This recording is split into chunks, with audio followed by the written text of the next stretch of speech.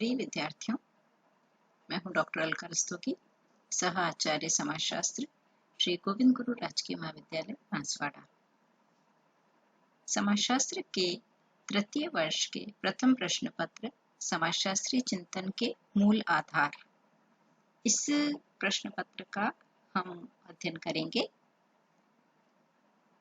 इस प्रश्न पत्र का अध्ययन करने से पूर्व आप सभी को ये पता है कि आपने प्रथम वर्ष एवं द्वितीय वर्ष में समाजशास्त्र का अर्थ, समाजशास्त्र की विशेषताएं, समाजशास्त्र के उद्भव के बारे में अध्ययन किया है। आज हमारा जो चर्चा का विषय है वो है समाजशास्त्रीय चिंतन का उद्भव। इसका अभिप्राय ये हुआ कि समाजशास्त्रीय चिंतन का उद्भव किस प्रकार हुआ। देखो, आप सभी जानते हो कि कोई भी विषय शून्य से शुरू नहीं होता। किसी भी विषय का शुरुआत शून्य से नहीं है, कहीं ना कहीं किसी न किसी रूप में उसका अस्तित्व रहा होता है। ऐसे ही जब हम समाजशास्त्र की बात करते हैं, जहाँ जहाँ मानव समाज है, जहाँ भी मानव है वहाँ उसका समाज जरूर होगा। और समाज की ये जो जटिल व्यवस्था है, जटिल किस लिए है? क्योंकि मनुष्य अपनी आवश्यकताओं की पूर्ति के लिए एक दूसरे के साथ अंतःक्रिया करेगा, कहीं ना कहीं उनके सामाजिक संबंधों का निर्माण होगा। और जब इतने सारे लोगों के सामाजिक संबंध होंगे और ये जटिल व्यवस्था होगी, तो इसके लिए, इस जटिल समाज की अध्ययन के लिए हमें किसी विषय की आवश्यकता पड़ेगी। और यही कारण है कि समाजशास्त्र का जन्म हुआ। इस संदर्भ में सबसे पहले हम देखें, आप जानते हैं कि अरस्तु का एक बहुत प्रसिद्ध कथन है, मानव एक सामाजिक प्राणी है। आप जानते हैं सामाजिक प्राणी होने का तात्पर्य हुआ कि वह समाज में रहता है, सामाजिक रूप से उसका व्यवहार है। और जैसे ही अरस्तु ने यह कहा कि मानव एक सामाजिक प्राणी है और समाजशास्त्र के उद्भव की नींव रख दी गई। मानव एक ऐसा प्राणी है जिसके पास संस्कृति है और वह अपनी आवश्यकताओं के लिए अंतःक्रिया करता है। और जब इस प्रकार अंतःक्रिया करते हुए सामाजिक संबंधों का निर्माण हो जाता है, तो जटिल व्यवस्था का अध्ययन करने के लिए समाजशास्त्र हमारे सामने एक विषय के रूप में जन्म लेता है। रॉबर्ट बीरस्टीट एक बहुत प्रसिद्ध समाजशास्त्री हैं। उन्होंने कहा, समाजशास्त्र का लंबा अतीत है लेकिन इतिहास काफी छोटा रहा है। देखिए, इसको बहुत ध्यान से समझिए कि 1838 में प्रसिद्ध फ्रांसीसी विद्वान ऑगस्ट कॉम्ट के द्वारा समाजशास्त्र विषय की स्थापना की गई। 1838 का अर्थ ये हुआ कि इतिहास बहुत छोटा है, परंतु अतीत इतना लंबा इसलिए है क्योंकि जब कभी जहाँ कहीं मानव रहा है तो उसका समाज रहा है। इसलिए बीरस्टीट कहते हैं कि समाज शास्त्र लंबा अतीत होते हुए भी उसका इतिहास छोटा है। इसके आगे हम बात करें तो टीबी बॉटोमोर नाम के एक विद्वान हैं। उन्होंने 1972 में समाजशास्त्री चिंतन, समाजशास्त्र के उद्भव और विकास को 4 चरणों में स्पष्ट किया। वो 4 अवस्थाओं का जिक्र करते हैं जिनमें शनै शनै समाजशास्त्र अस्तित्व में आने की नींव पड़ती चली जाती है। मतलब ऐसी परिस्थितियां बनती हैं, ऐसी स्थितियां होती हैं कि समाजशास्त्र विषय का जन्म होता है। पहला चरण या पहली अवस्था में आप देखें, 2 बहुत प्रसिद्ध विद्वान हैं, प्लेटो और अरस्तु। प्लेटो की रिपब्लिक और अरस्तु की इथिक्स और पॉलिटिक्स, इन पुस्तकों ने तो समाज में एक तरीके से वैचारिक बिल्कुल परिवर्तन लाकर रख दिया था।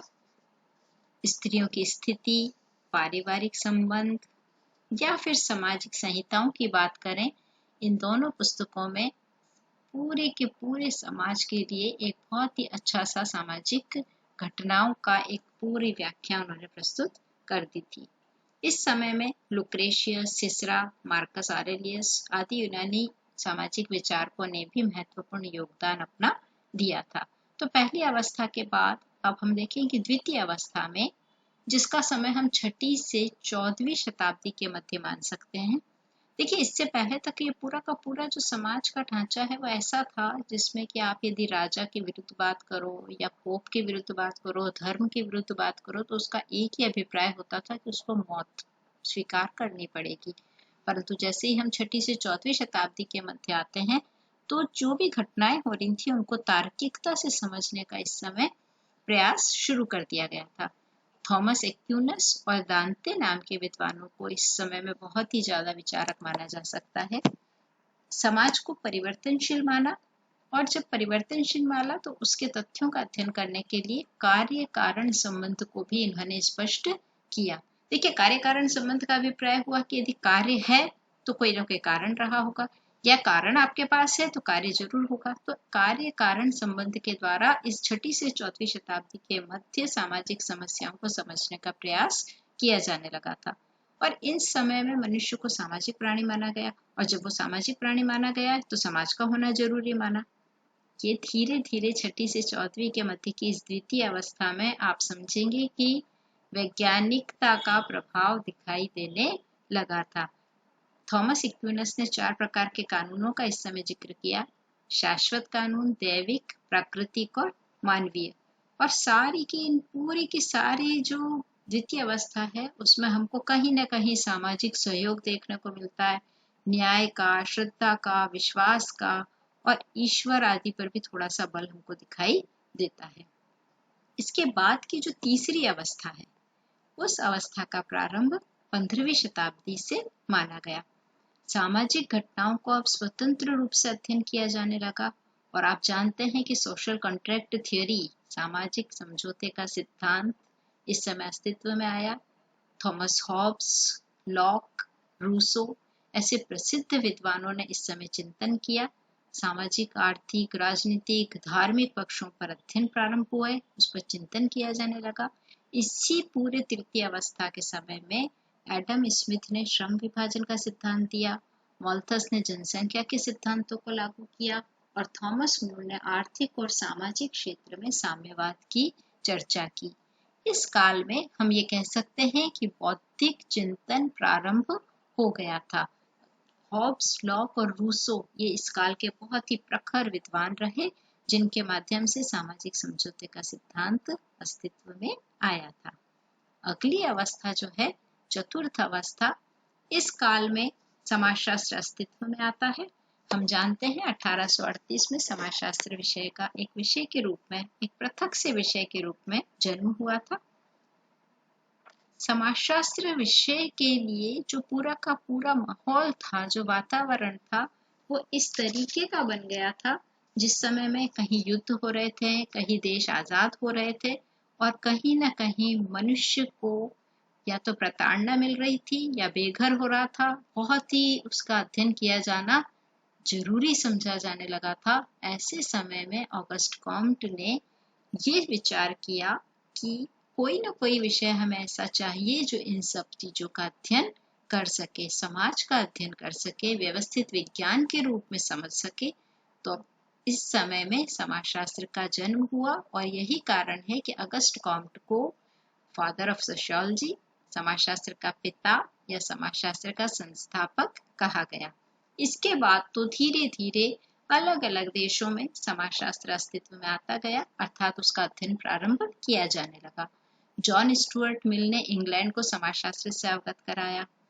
स्पेंसर ने सिंथेटिक फिलॉसफी और प्रिंसिपल्स ऑफ सोशियोलॉजी में कॉम्ट के विचारों को आगे बढ़ाया। आप इन दोनों पुस्तकों को अच्छी तरह कंठस्थ करें, सिंथेटिक फिलॉसफी और प्रिंसिपल्स ऑफ सोशियोलॉजी। फ्रांस के इमाइल दुर्खिम नाम के विद्वान ने समाजशास्त्र को एक स्वतंत्र विषय के रूप में स्थापित करने का कार्य किया। ये 4 अवस्थाओं में समाजशास्त्र न केवल अस्तित्व में आया, बल्कि एक विषय के रूप में इसका अध्ययन भी प्रारंभ हो गया। ये तो है हमारा समाजशास्त्री चिंतन के उद्भव का पहला अध्याय। इसके बाद के अध्याय में, अगले वीडियो में, हम अध्ययन करेंगे कि सामाजिक दर्शन से समाजशास्त्र की दिशा में संक्रमण किस प्रकार हुआ, जिसमें कि हम बौद्धिक संदर्भ को देखेंगे, जिसे हम प्रबोधन भी कहते हैं। और इस पूरे के पूरा भी जो मैंने आपको ये समझाया है कि सामाजिक चिंतन का प्रादुर्भाव कैसे हुआ, समाजशास्त्रीय चिंतन उद्भव कैसे हुआ, इससे संबंधित आपको कोई भी समस्या है, आप इस अध्याय को YouTube पर दिया जाएगा, आप उसमें अपने प्रश्न कमेंट के द्वारा पूछ सकते हैं। आप जो भी आपकी जिज्ञासा है उसका समाधान करने का प्रयास पूर्णतः किया जाएगा। विद्यार्थियों, ये एक ऐसा माध्यम है कि हम ऑनलाइन मोड से आपको पढ़ाने की चेष्टा कर रहे हैं, परंतु आपके द्वारा पूछे जाने वाले प्रश्न या आपकी जिज्ञासाओं का समाधान हम आपसे प्रश्न प्राप्त होने पर ही कर पाएंगे। उम्मीद है कि आप अपने अध्ययन को सुचारू रखने के लिए इस प्रकार के वीडियोस देखते रहेंगे। धन्यवाद।